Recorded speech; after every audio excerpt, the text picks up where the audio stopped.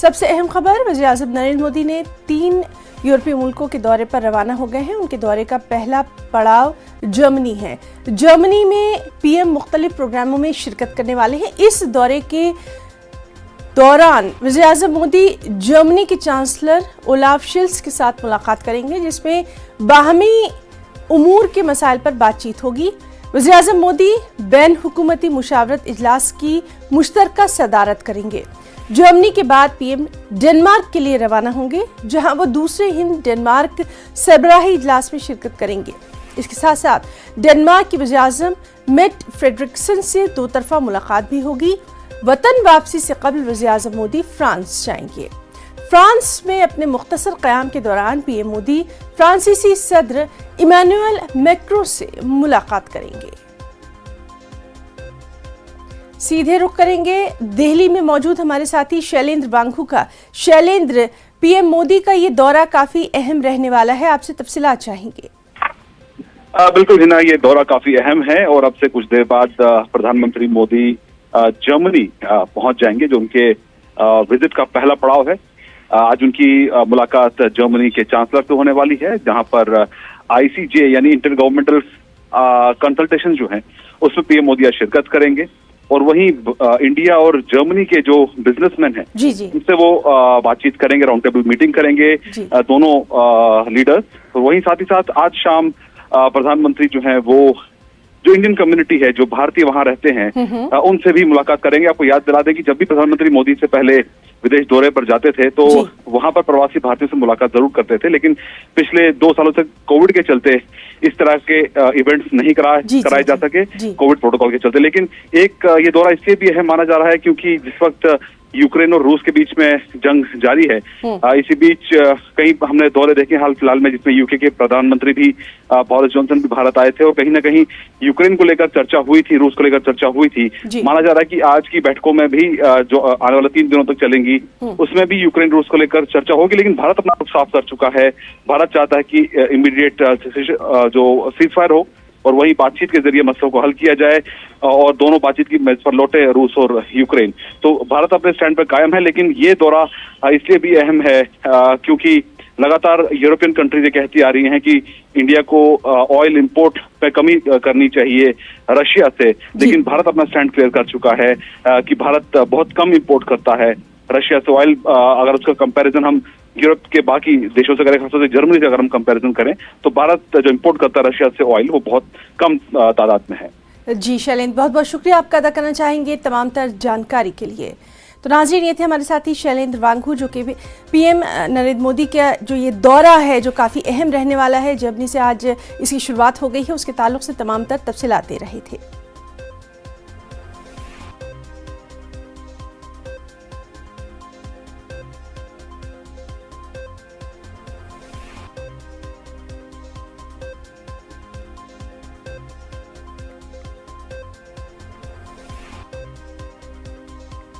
आगे बढ़ेंगे।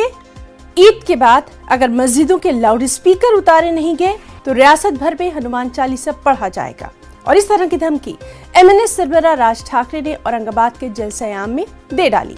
जलसे से खिताब करते हुए राज ठाकरे ने औरंगाबाद में 600 मस्जिदों का जिक्र भी किया। राज ठाकरे ने यह सवाल उठाया कि जो काम उत्तर प्रदेश में हो सकता है उस पर महाराष्ट्र में अमल क्यों नहीं हो सकता। MNS लीडर ने यह दावा किया कि मस्जिदों के लाउड स्पीकर के किसी के पास भी इजाजतनामे नहीं है, इसीलिए 4 तारीख तक अगर लाउड स्पीकर नहीं उतारे गए तो मस्जिदों के सामने हनुमान चालीसा पढ़ा जाएगा।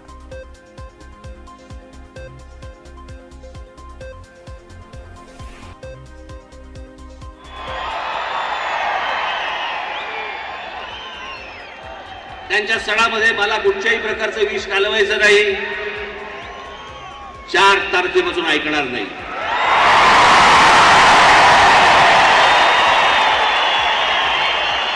माझी महाराष्ट्रातल्या सर्व तमाम हिंदू बांधवांना, भगिनींना माझी विनंती आहे, हात जोडून विनंती आहे, जिथे जिथे यांचे लाऊडस्पीकर लागतील त्यांच्या समोर दुप्पट आवाजाने तिथे हनुमान चालीसा तुमची लागली पाहिजे।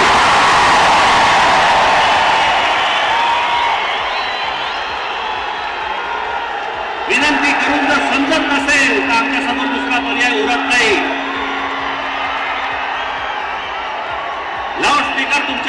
ते बसत नाही। अल्टीमेटम है तो सरकार को अब देखना है उसके अंदर। हाँ? कोई भी आएगा, कोई भी खड़े रहेगा, उसके अंदर हो सकता है कि कल के दिन हम अगर कोई अल्टीमेटम अगर दे डाले तो वो अल्टीमेटम का क्या होगा। ये मुल्क जो है वो कानून के हिसाब से चलेगा। कानून के हिसाब से मतलब जिस संविधान के अंदर जितना इख्तियार दिया गया है उसके हिसाब से चलेगा। मोदी जी के मर्जी के हिसाब से नहीं, अमित शाह के मर्जी के हिसाब से नहीं, राज ठाकरे के मर्जी के हिसाब से नहीं चलेगा। कानून है और जो कानून उनके लिए है वही कानून मेरे लिए है। और अगर उनकी ज़बान के ऊपर अगर पुलिस खामोश रहेगी तो कल हमारे मुंह में भी ज़बान है, हम भी उस ज़बान का इस्तेमाल करेंगे। वहीं महाराष्ट्र के साबिक़ वज़ीर आला देवेंद्र फडणवीस ने महाराष्ट्र की यौम तासीस के मौके पर मुंबई के सोमिया ग्राउंड में एक रैली का इनेकाद किया और इस दौरान उन्होंने सीएम उद्धव ठाकरे को तनकीद का निशाना भी बना डाला। फडणवीस ने कहा कि आप महाराष्ट्र नहीं हैं, आप हिंदुत्व नहीं हैं। रैली से खिताब करते हुए फडणवीस ने कहा कि जब बाबरी मस्जिद ढाई गई थी तो मैं अयोध्या में था। उन्होंने कहा कि मैं 18 दिन तक जेल में था, लेकिन अयोध्या में शिवसेना का तब कोई लीडर नहीं था। देवेंद्र फडणवीस ने राणा जोड़े का भी जिक्र किया और कहा कि राणा जोड़े हनुमान चालीसा को पढ़ना चाहते थे, वो जेल में क्यों हैं। सीधे रुख करेंगे औरंगाबाद का। हमारे साथ मौजूद है हमारे नुमाइंदे मोहम्मद अजहरुद्दीन। अजहरुद्दीन, आपसे जानना चाहेंगे, बिल्कुल जिस तरह का खदशा कल हम देख रहे थे, कुछ सियासी पार्टियों की तरफ से ये बार बार जाहिर किया जा रहा था कि इस तरह की बयानबाजी जो है वो हो सकती है, उसी तरह का कुछ मंजरनामा औरंगाबाद में कल देखने को मिला है।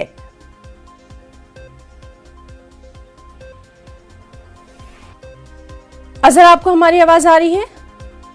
जी आ रही है। अजहरुद्दीन, आपसे जानना चाहेंगे, औरंगाबाद में कल जिस तरह का खदशा जाहिर किया जा रहा था कि इस तरह की बयानबाजी सामने आ सकती है, बिल्कुल वैसा ही हुआ और अब उसके बाद इंतजामिया के ऊपर सवालिया निशान भी खड़ा कर रहे हैं वहां सियासी पार्टियां। जी देखिए, ये पहले से ही खदशा जाहिर किया जा रहा था और जो खदशा जाहिर किया जा रहा था बिल्कुल वो हकीकत में बदल गया। राज ठाकरे अपने रवैये से बाज नहीं आए, बल्कि वो उस पर यानी साबित कदम नजर आए बोले तो चलेगा। राज ठाकरे ने शुरू में हालांकि एहतियात से काम लिया। अपने बयान में, अपनी स्पीच में उन्होंने है तो तारीख का हवाला देते हुए बात रखी, लेकिन जैसे जैसे वो उनकी तकरीर आगे बढ़ी जी, उसमें है तो इश्तियाल अंगेजी आती गई। जी यहाँ तक कि उन्होंने एनसीपी सुप्रीमो के ताल्लुक से भी है तो गैर गलत बातें कही है, तस्दीक आमेज बातें कही है। शरद पवार एक कदावर सियासी लीडर है, बिल्कुल। और उनके ताल्लुक से कोई भी सियासी लीडर जो है तो यानी इस तरह का रवैया इख्तियार नहीं करता, लेकिन राज ठाकरे ने इंतहाई जारहाना मौक़िफ़ इख्तियार किया अपनी स्पीच में। अजहरुद्दीन, आपसे जानना चाहेंगे, चूंकि आप वहां पर मौजूद थे और आप बता रहे हैं कि राज ठाकरे ने एक जारहाना मौक़िफ़ जो है वो इख्तियार किया था, ये उनकी जो सियासी पारी है उसको शुरुआत करने के लिए कहीं ना कहीं औरंगाबाद का जो चुनाव है वो किया गया, वहां से बड़ी रैली का चुनाव, क्या कुछ आपको लगता है सियासी तौर पर? देखिए, सियासी गलियारों में ये यानी तबसरे किए जा रहे हैं। खुद एमपी इम्तियाज जलील ने भी इस बात का यानी इशारा दिया है कि राज ठाकरे की सियासी जमीन खिसकती जा रही थी और यानी उनको अपना सियासी वजूद जो है तो बरकरार रखना है। इसीलिए कल तक जो वजीर आजम मोदी और वजीर दाखिला पर तनकीद करते थे, पिछले कुछ अरसे में अचानक उनके रवैये में तब्दीली आई है और अब वो है तो यानी बीजेपी के हमनवा के तौर पर सामने आए हैं जी।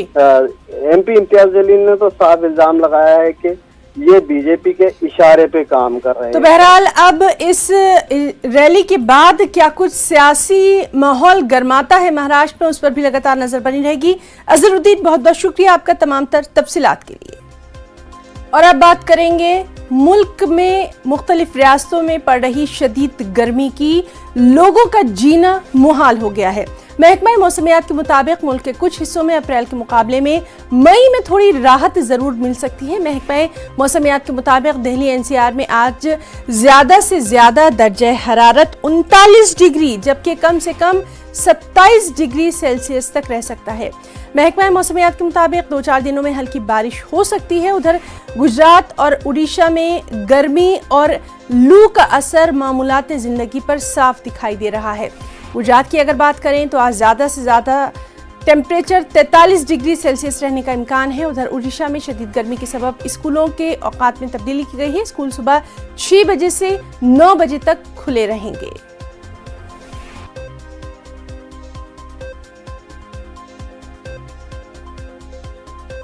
चलिए सीधे रुख करेंगे दिल्ली का। हमारे साथ मौजूद हैं हमारे साथी प्रीति श्रीवास्तव। प्रीति, सुबह सुबह का वक्त है, आपसे जानना चाहेंगे दिल्ली और एनसीआर में इस वक्त गर्मी का क्या कुछ हाल है, क्योंकि कल भी हमने देखा था कि किस तरह से जो लू के थपेड़े हैं उन्होंने लोगों का जीना मुहाल कर दिया है।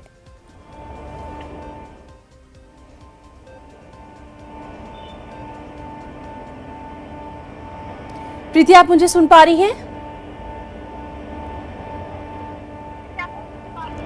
प्रीति, आपसे जानना चाहेंगे आज क्या कुछ दिल्ली और एनसीआर में गर्मी का हाल रहने वाला है? जा रहा है, लेकिन इस बीच में मौसम विभाग की तरफ से लोगों के लिए एक अच्छी खबर है। अच्छी खबर ये कि पिछले आने वाले 2 से 4 दिन जो मौसम में है, जो तापमान में गिरावट दर्ज की जाएगी। आज भी आप जैसा देख पा रही होंगी कि आज भी जो मौसम है वो थोड़ा पहले की अपेक्षा थोड़ा ठीक है, क्योंकि कल मौसम वैज्ञानिकों ने कहा था कि आने वाले 3 से 4 दिन जो ऐसी ही जो हवा है वो तेज़ हवा चलेगी, जिसके कारण लोगों को थोड़ी राहत ज़रूर मिलेगी।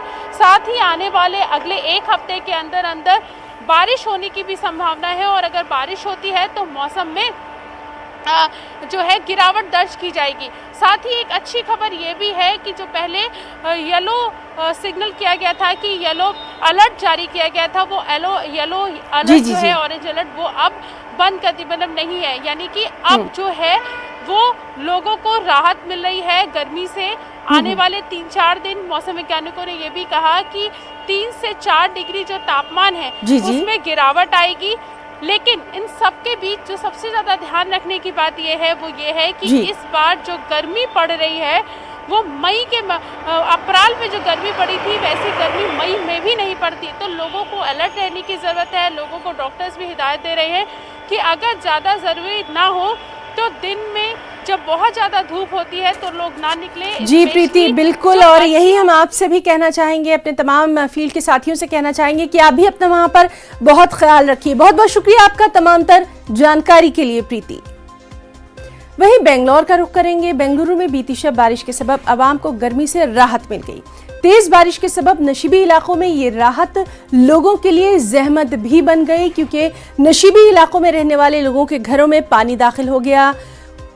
उत्तरहल्ली, यलहन्निका, गुड्डदहल्ली और शहर के दीगर इलाकों में बारिश की वजह से रात भर लोग बारिश का पानी अपने घर से बाहर निकालते नजर आए।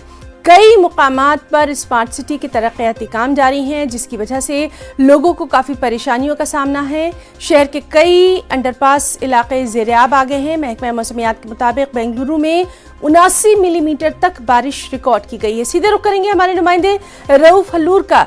रऊफ, इस वक्त आपसे जानना चाहेंगे मौसम का क्या कुछ हाल है, क्योंकि कल जिस तरह से तेज़ बारिश हुई है बेंगलुरु में नशीबी इलाकों का हाल बुरा नज़र आ रहा है। जी देखिए, फिलवक्त मौसम साफ है, लेकिन कल शाम 6 बजे से रात 10 बजे तक यहाँ पर जबरदस्त बारिश हुई है। इस वजह से यहाँ आम जिंदगी बुरी तरह मुतासिर हुई है, और खास तौर पर नशेबी इलाकों के लोग काफी परेशान हैं। ये मसला जो है हर साल देखने को मिलता है जब भी बारिश का मौसम आता है। तो यहाँ पर इस वक्त हम देख रहे हैं कि बेंगलोर के जो नशेबी इलाके हैं, चाहे वो यलहंका हो, गुड़दहल्ली हो, उत्तरहल्ली हो, इस तरह और भी इलाके हैं जहां पर पानी घरों में घुस आया है, और सड़कें जो हैं ज़ेर-ए-आब हैं, और तूफानी हवा भी यहाँ पर हुई है। कल रात में बिजली भी गिरने के वाक़यात पेश आए हैं। तो कुल मिलाकर जो है एक जानिब जो है यहाँ पर एक वजह ये भी है कि ज्यादा परेशानी इसलिए भी इस मर्तबा हुई है कि स्मार्ट सिटी के काम जो है बड़े पैमाने पर शहर में हो रहे हैं, तो इस वजह से खुदाई और कई जगहों पर नई सड़कें बिछाने का सिलसिला भी शुरू होने वाला है, तो वहां पर भी लोगों को परेशानी हुई है बारिश की वजह से। बहुत बहुत शुक्रिया रऊफ आपका तमाम तर तफसीलात के लिए। उत्तराखंड में स्कूली निसाब में वेद, गीता, रामायण और उपनिदेश को शामिल किया जा सकता है। रियासती वज़ीर तालीम धन सिंह रावत ने कहा कि इस सिलसिले में मशवरे तलब किए जा रहे हैं। लोगों की राय के बाद ही वेद, पुराण और उपनिदेश को निसाब में शामिल किया जाएगा। इसके साथ ही उत्तराखंड की तश्कील के लिए चली तहरीक को भी स्कूली सिलेबस में शामिल करने पर गौर ख़ौस किया जा रहा है, ताकि तलबा को बहादुरों और शहीदों के बारे में जानकारी मिल सके। देखिए, जो हमारी राष्ट्रीय शिक्षा नीति है NEP, उसको हम इस सत्र से लागू करने जा रहे हैं। देश का पहला राज्य होगा जो कि NEP को अपने राज्य में लागू करेगा। और राष्ट्रीय शिक्षा नीति में स्पष्ट कहा गया है कि शिक्षा नीति भारतीय ज्ञान परंपराओं के आधारित पे होना चाहिए। उसमें जो है जो राज्य हैं वो अपना सिलेबस भी तय कर सकते हैं 30-40%।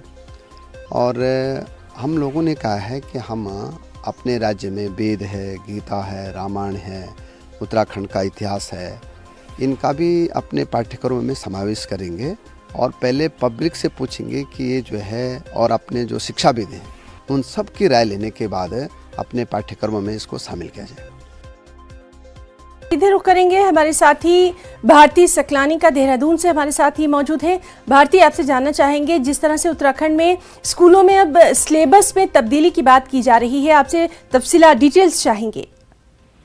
देखिए, नेशनल एजुकेशन पॉलिसी गवर्नमेंट इसी सेशन से लागू करवाना चाहती है स्कूल्स में, और हिना यही एक मोटो है, क्योंकि नेशनल एजुकेशन पॉलिसी के अंतर्गत बच्चों को धार्मिक शिक्षा भी दी जाए, ये भी एक उसमें पॉइंट है। और इसी के मद्देनजर शिक्षा मंत्री धन सिंह रावत कहते हैं कि ये विचार किया जा रहा है सरकार की तरफ से कि बच्चों को अब गीता, उपनिषद और ये पाठ पढ़ाए जाएं। इसके अलावा उत्तराखंड का जो इतिहास है उस पर भी एक सिलेबस प्लान किया जा रहा है, और इसी के सिलसिले में, इसी के अंतर्गत लोगों से राय यहाँ पर मांगी जाएगी। लोग अपने सुझाव दे सकते हैं कि कौन से पाठ वहाँ पर पढ़ाए जाएं या फिर कौन सा क्लॉज जो है वो सिलेबस में शामिल किया जाए। इसी के तहत सरकार ये प्लान कर रही है कि नई एजुकेशन पॉलिसी जब लागू की जाए, राष्ट्रीय एजुकेशन पॉलिसी जिसको कहा जा रहा है वो लागू की जाए, तो उसी के तहत ये कहा जा रहा है कि सिलेबस में यहाँ पर चेंजेस आ सकते हैं। जी भारती, आपका बहुत बहुत शुक्रिया अदा करना चाहेंगे तमाम तर तफसीलात के लिए। एक और अहम खबर, बोहरा फिरका आज ईद का त्यौहार रिवायती जोश व खरोश से मना रहा है। हम आपको एक मंजर दिखाते हैं जो कि पुणे का है, जहां इबादतगाह में बोहरा फिरके के अफराद जमा हैं। इबादत के बाद मुल्क पे अमन व अमान और खुशहाली के लिए दुआएं मांगी गईं। 2 साल के बाद त्यौहार के मौके पर बड़ी तादाद में यहाँ पर लोग जमा हुए। ख्याल रहे कि कोरोना की वजह से तमाम तर छोटी बड़ी इज्तिमात पर पाबंदी आयद थी।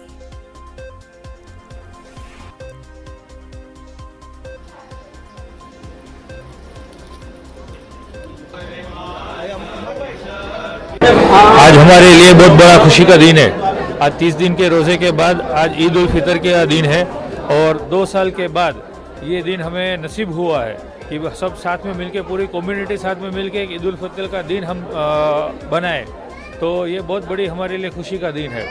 ईद के दिन हम लोग सबसे पहले तो नमाज अदा करते हैं जो ऊपर वाले की देन है, फिर हम हमारे मौला, हमारे धर्मगुरु, उनका बहुत बहुत शुक्रिया अदा करते हैं कि हमें ये दिन नसीब होता है।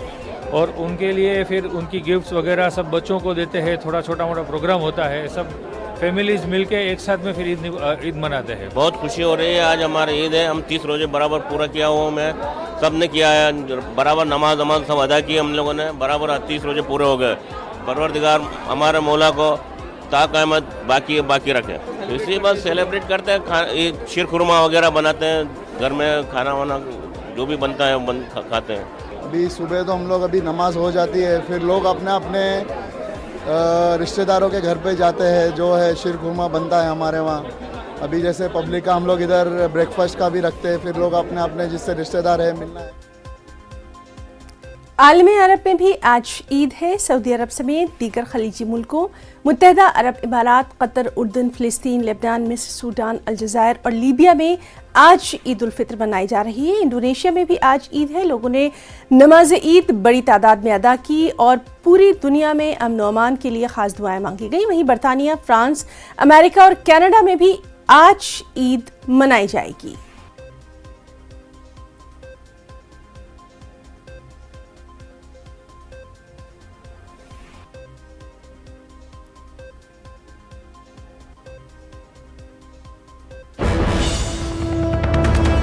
और अहम खबर औरंगाबाद में राज ठाकरे की तकरीर के मामले से जुड़ी है। राज ठाकरे की तकरीर की जांच होगी। औरंगाबाद के पुलिस कमिश्नर का बयान सामने आ गया है। पुलिस ने राज ठाकरे की तकरीर की मुकम्मल वीडियोग्राफी करवाई है और इसमें अगर कोई काबिल एतराज बात सामने आती है तब केस दर्ज किया जा सकता है। तो बेहद अहम खबर जिस पर लगातार दूसरी सियासी जमातें जो हैं वो सवाल उठा रही थी कि आखिर इस तरह की जो जलसा है उसकी इजाज़त कैसे दी गई। और अब ये अहम खबर राज ठाकरे की तकरीर के मामले से जुड़ी हुई कि उनकी तकरीर की जांच होगी। औरंगाबाद के पुलिस कमिश्नर का बयान सामने आ गया है। उन्होंने साफ तौर पर कहा है कि तकरीर की पूरी वीडियोग्राफी करवाई गई है। अगर वीडियो में काबिल एतराज़ बात सामने आती है तो उन पर केस भी दर्ज किया जा सकता है।